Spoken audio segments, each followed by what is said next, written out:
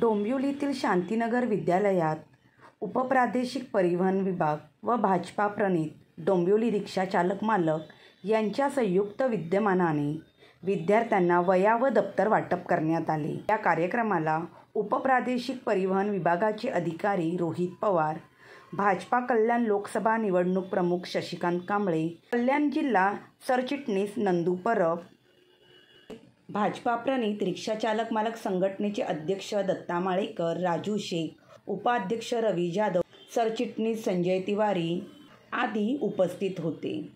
आमचे सर्वांचे लाडके नेते सार्वजनिक बांधकाम मंत्री रवींद्र चव्हाण साहेब, नंदूजी परबजी, दत्ता माळेकरजी, रिक्षा चालक मालक युनियनतर्फे या डोंबिवलीमध्ये अनेक ठिकाणी वह्या वाटपाचा कार्यक्रम चालू आहे।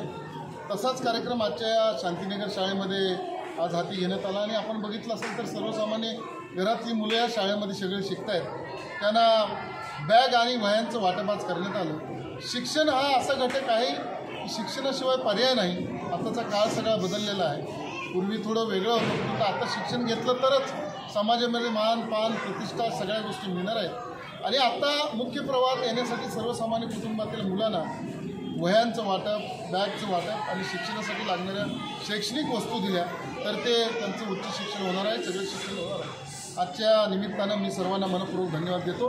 चव्हाण साहेबांकडनं हे सगळं शालेय शिक्षणाचं वाटप झालं, वह्यांचं वाटप झालं, त्यांचंही मनपूर्वक आभार।